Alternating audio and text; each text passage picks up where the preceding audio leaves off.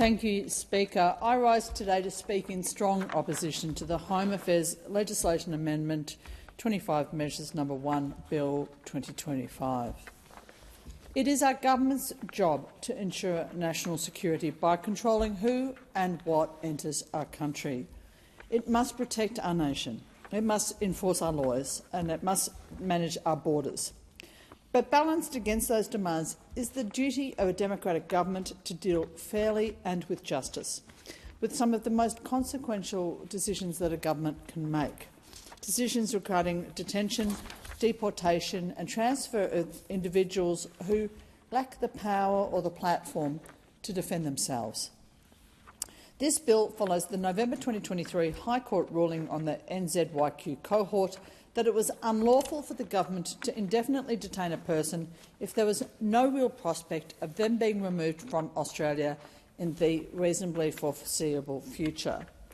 In the recent federal court decision, it was held that actions in relation to third country reception arrangements do not require procedural fairness to be afforded. The proposed amendments seek to codify that recent decision by the federal court. This bill is aimed at allowing the government to more quickly deport members of the NZYQ cohort, a group of non-citizens, as we call them, it's a somewhat dehumanising term, currently living in the Australian community whose visas were cancelled on character grounds. This cohort previously faced indefinite immigration detention. They cannot be removed to their home countries because they face persecution or because those countries have refused to accept them. The amendment now before the House explicitly removes procedural fairness in decisions to remove these non-citizens to a third country reception arrangement and with respect to the sharing of their personal information with those third countries. The government, in effect, is continuing to double down, to pursue its desire to deport this cohort of individuals by any means possible, by means of legislation which flies in the face of the values and the fundamental tenets of our legal system. Speaker, procedural fairness is a foundational principle in Australian administrative law.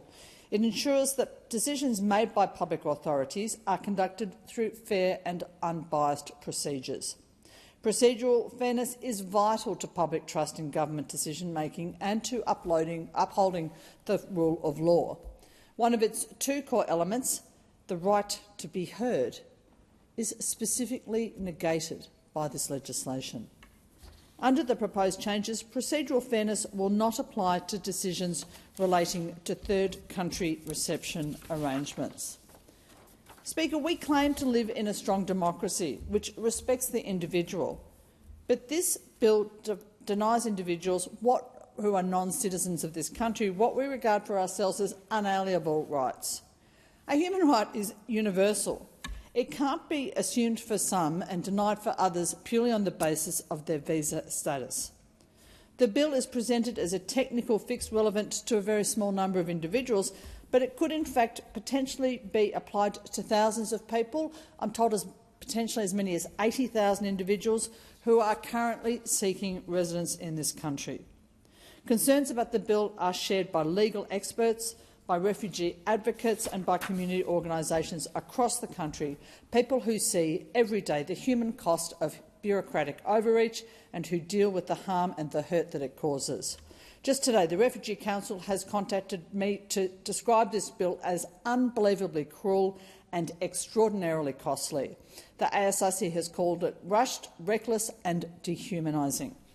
Speaker, last week we learnt that the government has quietly, sneakily signed a $408 million deal plus $70 million annually with Nauru. The deal will allow the government to send to Nauru those members of the NZYQ cohort at a cost of $2.4 million per person in the first 5 years after that transfer. This payment comes on top of a $100 million treaty signed between the two countries last year, and it is separate to the funding that Australia is already giving Nauru to run its offshore detention regime. That revelation sets a very stark backdrop for today's debate.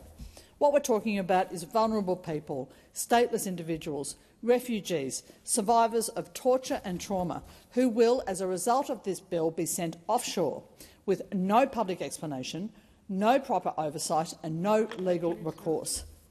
A number of these people had previously committed very serious crimes. Some have reoffended, but some have never been convicted of a crime. Some have spent 5 times as long in immigration detention as they were originally sentenced to serve in prison. Some are frail, some are sick and some are elderly, and they could die on Nauru without proper care. The United Nations Human Rights Committee has previously issued a non-binding order for the federal government to stop one of those deportations on the grounds that the government has legal responsibilities not to deport people to countries where they could face cruel, inhuman or degrading treatment or death. That is exactly what we propose to do with this legislation. Now, the government claims that its Memorandum of Understanding with Nauru contains undertakings for the proper treatment and long-term residence of people who have no legal right to stay in Australia, and that Australia will provide funding to underpin this arrangement and to support Nauru's long-term economic resilience.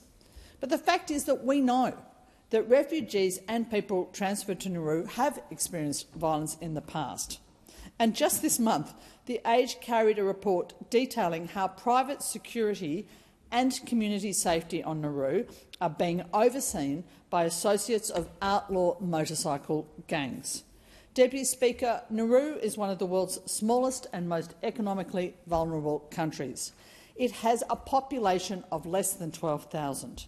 It is housed on an area of land which is smaller than the Tullamarine Airport. Using a small island nation as a dumping ground for individuals that we don't want here is a disgraceful way to act. It makes Australia a Pacific bully boy, buying our own peace of mind at the expense of a small and under-resourced nation. This amendment risks placing Australia in breach of its binding commitments under international law, including the International Covenant on Civil and Political Rights and the Convention Against Torture. Our credibility abroad, our moral leadership, all are diminished when we undermine the very human rights that we advocate for elsewhere. I want to particularly acknowledge the work of the Asylum Seeker Resource Centre, Grandmothers for Refugees and the many community-based organisations and legal advocates across Australia who have brought the gravity of this legislation to public attention and who continue to advocate for those rendered voiceless by systemic neglect and legal exclusion. Their unwavering commitment to justice, to compassion and to accountability strengthens our democracy. Deputy Speaker, I do not accept that a vision of Australia where the rights of the individual are predicated on where they were born and where the vulnerable can be denied fair treatment and shuttled across borders in silence is the Australia that we wish to represent. So I urge this parliament to reject this bill and to reaffirm its commitment to the rule of law.